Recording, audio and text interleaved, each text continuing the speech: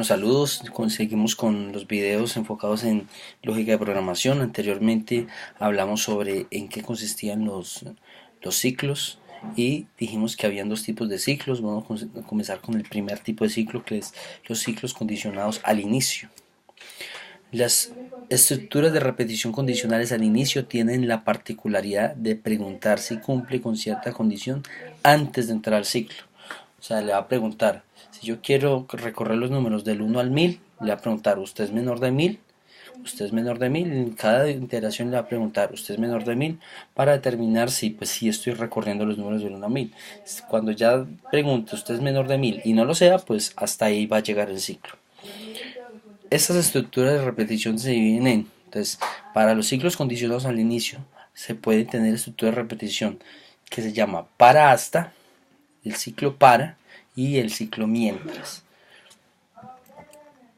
¿Cómo es el ciclo para? La estructura de repetición para, conocida también pues como for, es muy reconocida en varios lenguajes de programación como el for, es la adecuada para utilizar en un ciclo que se ejecuta un número definido de veces.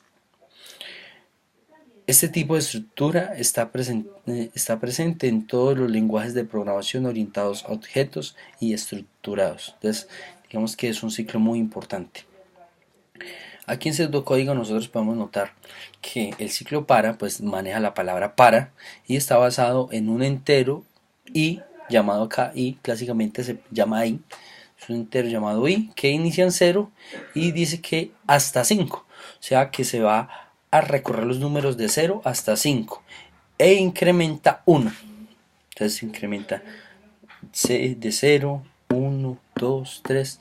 Esa palabra incremento quiere decir que incrementa de 1 en 1. Si aquí yo tuviera incremento 2, incrementaría 2 en 2. Si tuviera incremento 3, incrementaría de 3 en 3.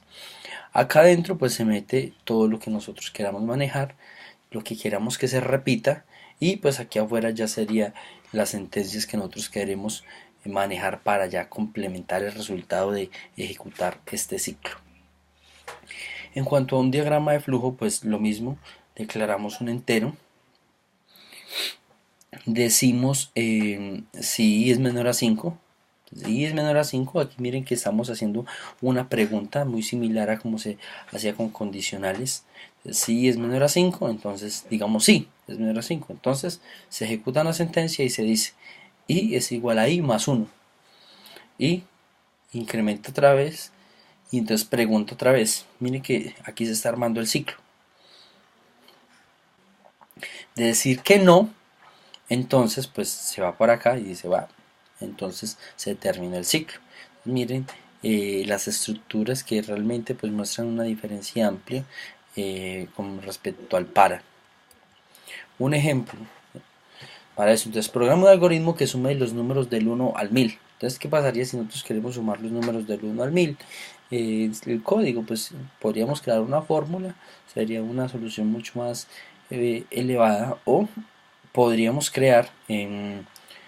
podríamos programar una variable para el 1, otra para el 2, otra para el 3, otra para el 4, y solamente hasta el 1000 y sumar todo. Eso sería una solución muy larga, ¿no? Teniendo ciclos esto se hace muy sencillo.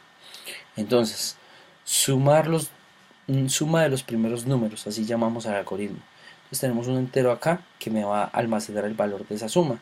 Sumar primeros números, mire que este no recibe parámetros. Entonces nos vamos por acá y decimos entero suma es igual a 0. Y arrancamos con un i sin inicializar. Como dice de 1 hasta 1000, entonces i arranca en 1 hasta 1000. El incremento es de 1 en 1. Y suma es igual a suma más i. ¿Sí? Entonces suma es 0 más i que es 1, entonces 1. Después suma es 1 más i que es 2, 2, ¿cierto? Porque i incrementa 1. Recuerden que ese incremento me determina el valor, qué tanto crece este valor de acá. Entonces, si aquí se incrementó 1, entonces i va a crecer de 1 en 1. Si aquí se incrementó 2, i va a crecer de 2 en 2. Y al final de esto, al final de realizar esta suma, pues ya tenemos la suma de los números del 1 hasta el 1000 y entonces retornamos el valor y lo guardamos acá y lo imprimimos.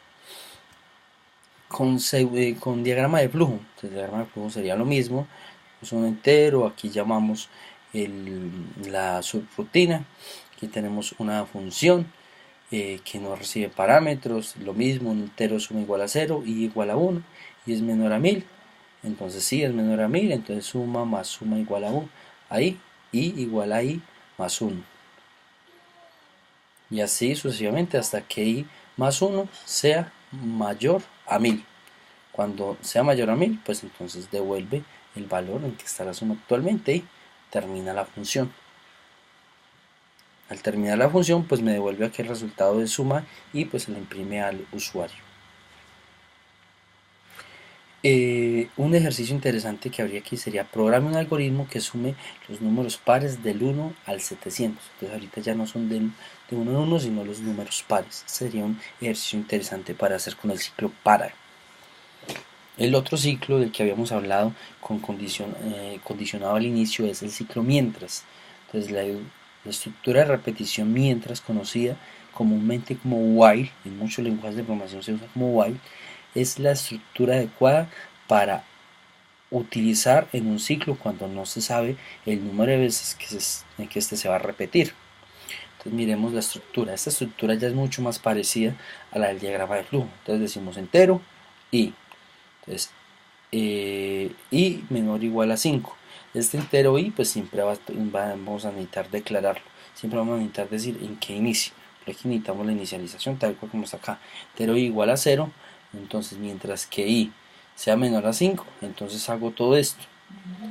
Mientras que i sea igual a 5 y hago todo esto. Y mientras que i sea menor a 5 pues hago todo esto. Aquí decimos fin de mientras, entonces automáticamente aquí interno se va ejecutando todas las tareas que nosotros queremos hacer. En estos momentos pues simplemente estamos recorriendo de los números del 0 hasta el 5. Un ejemplo usando el ciclo mientras es un programa, un algoritmo que suma los números negativos más pequeños de los 100 números negativos más pequeños. ¿Sí? Entonces serían los números menos 1, menos 2, menos 3 hasta menos 100. Entonces sería lo mismo, entero, suma de negativos igual a suma de negativos pequeños, suma de negativos pequeños igual a suma y es igual a menos 1. Y entonces aquí diríamos sí, mientras que i sea mayor o igual a menos 100. ¿Sí? Entonces sabemos que menos 99 es menor a 100. Entonces cuando llegamos a menos 100, ya sabemos que a la próxima debíamos de parar. Entonces suma igual a suma más i. Y es igual a i menos 1. Entonces fin para. Retorne suma. ¿Cierto? Entonces aquí vamos a comenzar. Suma es igual a menos 1. Entonces suma más menos 1. Entonces suma queda igual a menos 1. Menos 1. Entonces sí ya se vuelve menos 2. Suma igual a menos 2. Y así sucesivamente hasta que se llegue a menos 100.